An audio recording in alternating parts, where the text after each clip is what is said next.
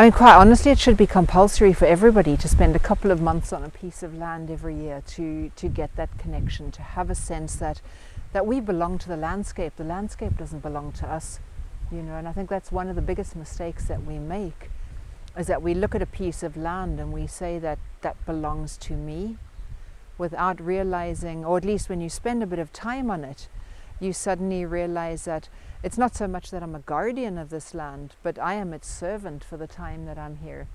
And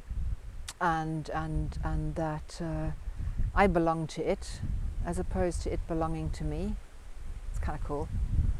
The first time my mom ever brought me up here, it was the second day that I was in Ireland, and we walked over and onto that piece of land, and I had this amazing sense that I'd come home.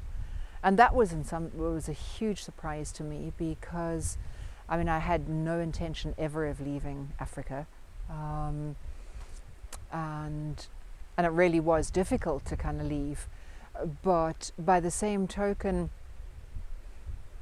whatever knowledge my ancestors had accrued on this piece of land, it gets passed on. I mean, we have inherited knowledge. Why does a baby know when it's time to stand up and start walking? You know, it's not because somebody shows them it. It's because it's coded literally into your DNA. And certainly being land people is coded into our DNA.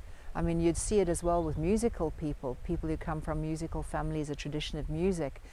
People like that are literally born with a musical ear and an understanding of music. I'd be absolutely tone deaf but very definitely I came here, and the first thing was a very, very, very deep sense of knowing that I'd come home, a sense of belonging, and then a sense that I was just yet another link in a chain that was going to kind of serve my time here. And wow, I mean, I became an absolute hermit for about 12 years.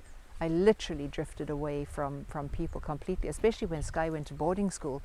There are times that if I missed the postman, I could be up here for 2 weeks without speaking to another human being.